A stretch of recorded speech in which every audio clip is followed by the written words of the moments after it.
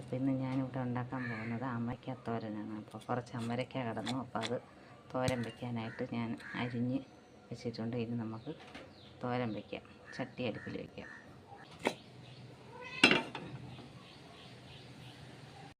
നമുക്ക് എണ്ണ ഒഴിച്ചു കൊടുക്കാം. കടുക് ഇട്ട് കൊടുക്കാം. കറിവേപ്പില,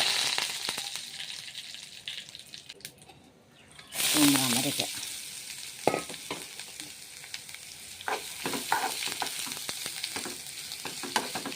കുറച്ച് വെള്ളം,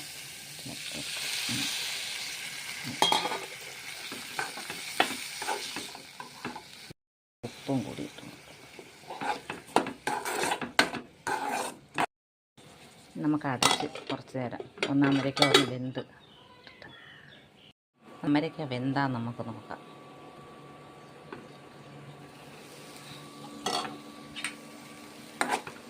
അപ്പോൾ നമ്മൾ അമരയ്ക്കൊക്കെ വെന്തിട്ടുണ്ട്, വെള്ളമൊക്കെ വറ്റിയിട്ടുണ്ട്, അരപ്പെടാറായിട്ടുണ്ട്.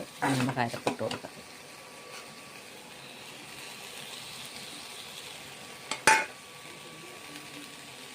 ജീരകപ്പൊടിയാണേ.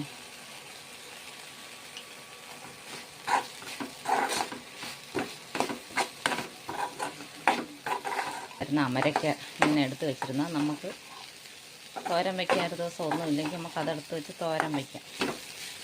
അപ്പോൾ ഇത് ഞാൻ സാമ്പാർ വെച്ചിട്ട് ഇവിടെ ബാക്കി കിടന്ന അമരയ്ക്കയാണ്.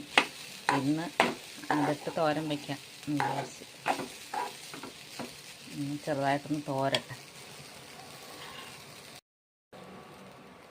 അപ്പം നമ്മുടെ അമരയ്ക്ക തോരനൊക്കെ റെഡി ആയിട്ടുണ്ട്, നല്ലോണം മൂത്തിട്ടുണ്ട്. നമുക്ക് ഗ്യാസ് ഓഫ് ചെയ്യാം.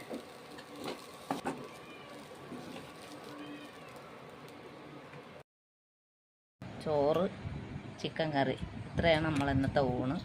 നമ്മൾ ഊണ് കഴിക്കാൻ പോവുകയാണ്. കഴിക്കാം.